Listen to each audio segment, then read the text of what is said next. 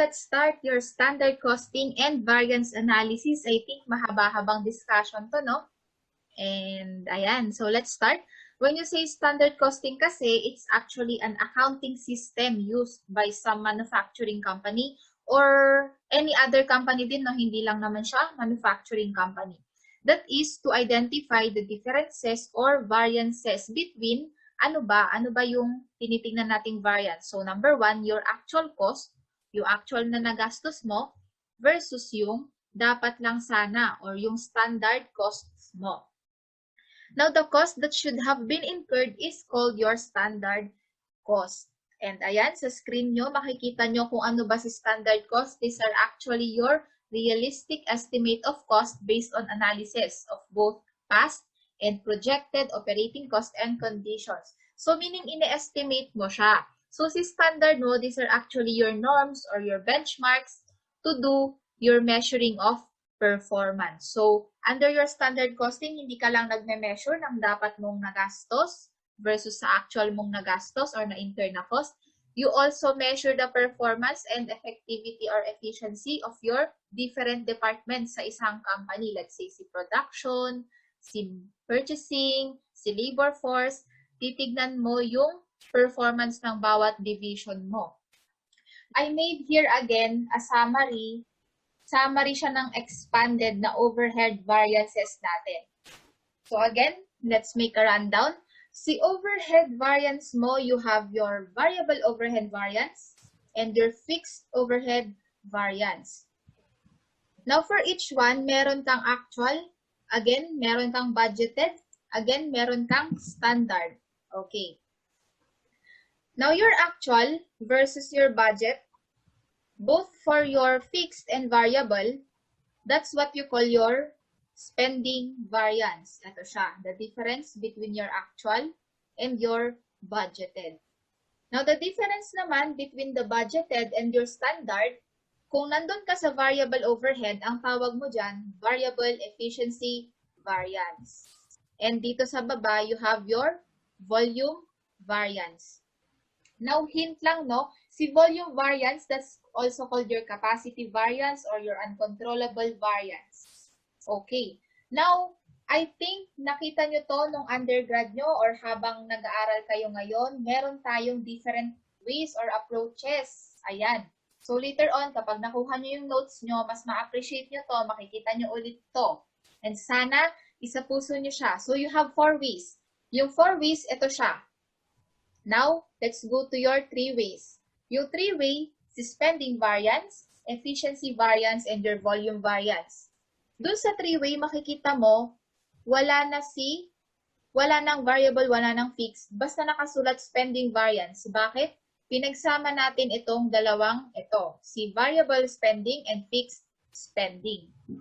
And then, nag-maintain si efficiency and volume. Now, when you go to your 2-way approach, you have now your controllable variance and your volume variance. Again, your volume variance is also called your uncontrollable variance. So, dun sa 2-way, yung controllable variance, itong tatlo na yon. Si spending, tapos si efficiency. Parang ganun yung logic niya dun. And then lastly, of course, your total variance. Now, dito sa total variance, ibig sabihin, that is the difference already of your actual overhead cost versus your standard overhead cost. Okay. So, eto, may mga ganito pa ako dito. May legend, may kung paano mo siya isusolve. Dito kasi kay overhead, masyadong mahaba yun, di ba? Di ba, pag minsan, ang tatanungin nga lang, what is spending variance? So, iisipin mo pa, drawing mo pa ba yung, yung expanded formula mo na yun? So, usually, dapat alam mo na siya. Now, I made here actually a summary also of your formula. So, ayoko na sana siyang isa-isahin. No, now, I want you to review this later on kasi mahalaga to, guys. Okay. So, sa 1-way, you have your actual factory overhead. So, sundan nyo itong tinuturo ko ha, yung cursor ko. Actual factory overhead less standard factory overhead. Okay. Let's go to 2-way. Controllable variance is equal to actual factory overhead less BASH. Ano si BASH? Punta ka dito sa legend. That is budget allowed on standard hours. So, mamaya i-explain ko siya sa'yo. Next one, volume variance or non-controllable variance. That is equal to your bash less SFO. Ano ulit si SFO? That is your standard factory overhead. Meaning, para na yun sa dalawa ha, you have your standard fixed plus standard variable overhead. Alright. So, you have your three ways. Spending variance, AFO less BAA. When you say BAA, that is, punta ka dito kay Legend, budgeted allowed on actual hours. So, mamaya, i-differentiate natin si BAA at si BASH para ma-clear sa iyo. Next one, you have your volume variance, your BASH less SFO. And on your four-way, dito sa four-way, syempre, pwede mo nang gamitin itong nandito sa expanded natin.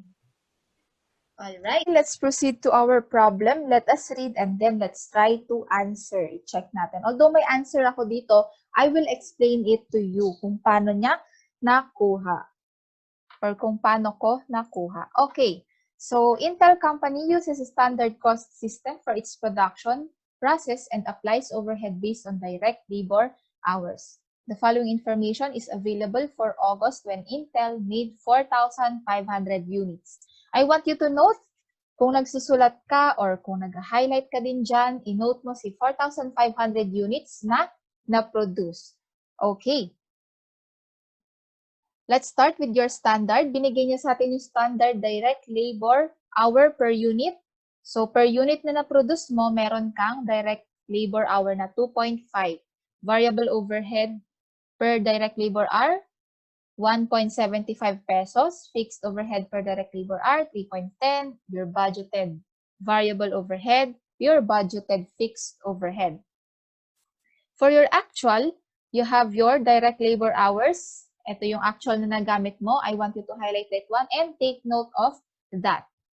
Your variable overhead na actual na na-incur mo, ibig sabihin ito yung actual na nagastos mo for the period para sa variable overhead. And para sa fixed overhead, may nagastos ka na 38,000 pesos. Alright. Question number 1. Refer to intercompany using the one variance approach. What is the total overhead variance? Again, when we say one variance approach, that is your total overhead variance. Meaning, yan yung difference ni actual overhead and applied or your standard overhead. Magkano ba yung total actual overhead? Of course, you get your total actual na variable overhead plus si fixed overhead. What is your total actual? You have 26.25K plus your 38,000 versus you get the applied overhead. Again, how do you get your applied overhead? Ang sabi natin kanina, that is your standard hours allowed on the unit produced multiplied by the standard rate. Okay, magkano ba or ilan ba yung nagawa nating product or ilang units? You have 4,500. How many direct labor hour ang standard per unit? You have 2.5. Ayun siya. So, 2.5. I-multiply mo yan ng standard rate for your variable and fixed. Now, you just add your 1.75 ito and 3.1. So, 1.75 plus 3.1, that's a total of 4.85 times 2.5 standard rate times 4.5 na actual unit produced, your total is 54,462.5. And of course, for your total actual, nandito siya 64,250. Ano ang mas mataas, actual or applied? Mas mataas yung actual mo. So that is an unfavorable variance of 9,687. Kung titignan nyo, parang dalawa-dalawa yung nagagawa or yung ginawa kong solution. Yung sa taas kasi, kung gusto mong diretso or kung kayang-kaya mo. Pero kung ikaw yung type ng tao na nagre-rely or mas sanay ka dito sa meron kang acronym, you can use that actually. So, pwedeng kunin mo muna lahat isa-isa. Get your AFO, BAA, BASH, SFO, BFO, BIVO, lahat yon. Tapos kung ano yung required, tsaka mo na lang siya tignan sa listahan mo. Let's say, efficiency variance. So, ano bang formula mo ng efficiency variance? Then, kunin mo lang yung values ng BAA or kung ano yung involved sa formula mo. Let's say, ano ulit kay efficiency variance mo? You have BAA less BASH. Nung nilista mo lahat yung AFO, BA, BASH, nasan si BA at saka si BASH? Kunin mo na lang yung values niya, then you get the difference. That's another approach. Kaya meron ako dito sa baba na AFO less S4, tapos ito yung katumbas ni AFO, ito si S4. Yun yung explanation ko dyan. Kaya ganyan yung pinakita kong solution. Okay, let's go to number 2. Refer to Intel company. Using the two variance approach, what is the controllable variance? Again, what is your controllable variance? Kung titingnan mo, that is your AFO less. AFO less, controllable variance is AFO less BASH. Tama ba tayo?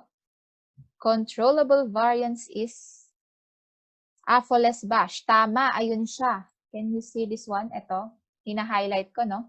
Controllable variance is AFO less BASH. Itong controllable variance mo, again, ito yung pinagsamang spending plus si efficiency. Kasi matitira dyan si capacity variance sa two-way approach. Okay, let's proceed. How much is your controllable variance? Kung gagamitin natin yung binigay kong equation, AFO less BASH, ano yung AFO mo? Ayun, si 64,250. Nakuha mo na to kanina.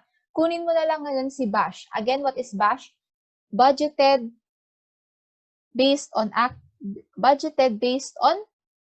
allowed based on standard hours. Anong meaning nito? Standard hours mo for the standard unit produced. Ilan yung na-produce mong unit? 4,500. What is your standard hours? Your standard hour is 2.5 per unit. Dito kay BASH, magkasama kasi dyan si variable and fixed. Ngayon si fixed, eto na siya. Kung ano yung binigay niya sa budgeted, that is fixed already. Siya na yung gagamitin mo, 38,750. So, eto na siya. Ang i-compute mo na lang kay BASH for your variable na lang. That is 1.75 na rate times 2.5 times 4,500 units produced. So, hindi ka ba nalito? Okay. Again, your AFO, nakuha mo siya. Si BASH, that is budget allowed on standard hours. You retain your budgeted fixed, given na siya kanina, 38,750. I-compute mo na lang yung para kay variable mo. Okay? Ang total ngayon ng BASH mo, BASH is equal to 58,437.5 versus the difference with your actual factory overhead. What's the difference? You have a difference of 5,812. Mas mataas si actual kesa kay budget allowed on standard hours, meaning you have an unfavorable variance here. If gusto mo naman ng ganitong way, actual overhead less budgeted overhead based on standard quantity and standard hours, you can use this one. Diretso ka na. Parehas lang ng sagot ang lalabas. Okay. Refer to Intel using the two-way variance. Papakompute naman sa atin ngayon si volume variance mo. Volume variance is BASH less S4. Okay, so nakuha mo kanina si BASH. That is your budget allowed on standard hour. You just have to retain the value kasi parehas lang naman. Now, with your S4, this is your standard factory overhead or your applied overhead. Magkano yung amount niya? That is 4,500 unit produced times your standard hours allowed per unit and your total standard rate, that is for both variable and fixed overhead. Nakuha mo na din pala siya kanina dun sa one-way analysis. So, pwede mo na lang siyang i-carry forward. All you have to do is to know kung ano ba yung formula ng volume variance mo. That is for your two-way. So, your answer here, 54,562.5 yung standard mo or applied, and yung budget allowed on standard hour is 58,047, meaning you have a variance of 3,875 unfavorable. Now, sometimes, you can also compute your volume variance using your fixed overhead lang. Meaning, kunin mo lang si budgeted overhead mo and yung standard overhead mo. How? Kung titingnan mo to, si BASH, tsaka si S4, makakancel dyan si variable overhead. Tama ba? Kasi kay S4, meron kang standard variable overhead. Dito kay BASH, standard variable overhead pa rin yon. If you will notice, matitira lang dyan kay BASH, pag na-cancel yung variable, si budgeted fix. Napansin mo ba? And si S4, kapag naalis si variable overhead, matitira mo lang dyan si standard fixed overhead. Nakita mo ba? 4.5 times 2.5 times 3.1. Alisin mo si 1.75. Tama ba? So meaning you can also compute your volume or capacity variance using your budgeted fixed overhead versus applied fixed overhead. Same answer. Gusto nyong patunayan natin? Okay, hanapin natin yung question na using for variance analysis. What is your fixed volume variance or your volume variance? Let's try to look. Ayun, yung number 10. Tingnan mo siya. Volume variance under your question number 10 is equal to budgeted fixed overhead less standard fixed overhead. Tama ba yung sabi ko? Alisin mo lang si variable dun kay bash kanina. Tama ba? Tsaka kay S4 na capital F, si standard factory overhead. Matitira, ito, si 38,750 na budgeted, that is fixed amount, and si standard fixed overhead. Same ba ng answer? 3875, unfavorable. Balikan natin.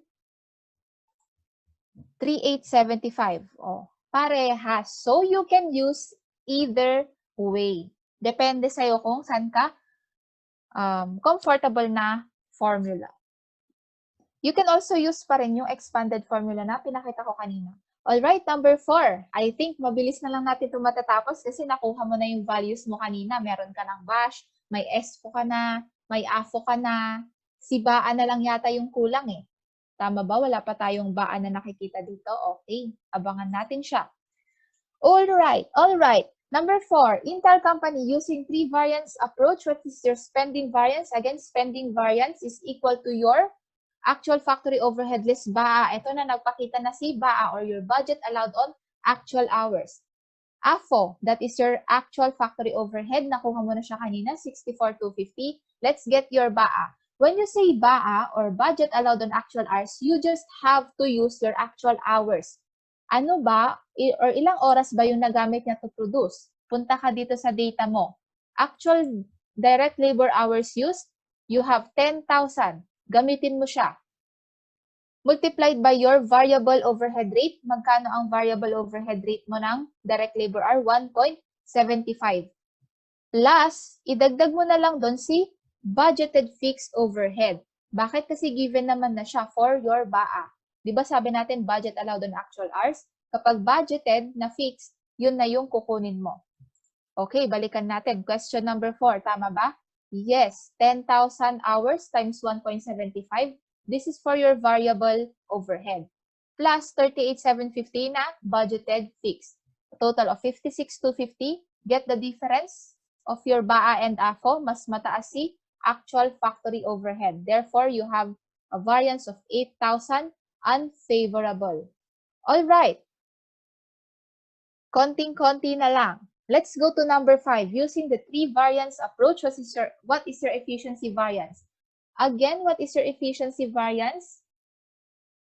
Kung three-way approach ka, ito yung formula mo. Si BAA less BASH. That is your budget allowed on actual hour versus budget allowed on standard hours. But there's more. You can use an alternative equation dito or formula. Paano? Just get your budgeted variable overhead, budgeted, and your standard or applied variable overhead. Get the difference, yun na si efficiency variance mo. Kung titingin ka dun sa expanded formula natin, nandun siya, si variable efficiency variance. Now, dito kasi three-way analysis tayo or three-way approach tayo, kaya meron tayong equation. You have BAA less BASH. Now, patunayan natin na parehas ang sagot mo dyan sa efficiency variance using your expanded formula and itong BAA minus BASH. Okay, what's your BAA again? That is budget allowed on actual hours. Carry mo lang si fixed, 38,750. And then, get your standard rate for your variable, 1.75 times actual hours. Total of 56,250. Nakuha mo na siya kanina. BASH, nakuha mo na to kanina. Again, 4,500 units times 2.5 hours per unit na standard hours. Multiply mo siya ng 1.75. And you add your 38,750. All right. Now you get the difference. You have 2,187.5. Okay. Now kung titignan mo, ano yung similar kay BAA and BASH? Similar si budgeted fixed overhead. So, pwede mo siyang i-cancel. Papatunayan natin na parehas yung sagot natin kung gagamit ka ng expanded formula, yung variable, budgeted variable less budget or standard variable. Alisin mo si 38,750. Alisin mo rin dito si 38,750. Anong matitira? Matitira si budgeted variable and si standard variable na 2,187 yung difference nila. Now, tingin tayo dito ng question na magtatanong using four-way analysis ng efficiency variance natin. Four-way analysis, ayun, number 8, question number 8. Refer to Intel company using four-variance approach. What is your variable overhead efficiency variance? Tama ba? Same answer ba? BAA less BASH and BIVO less SVO? Parehas. So, you can use either formula. Okay, so number 8, may sagot na din tayo dyan.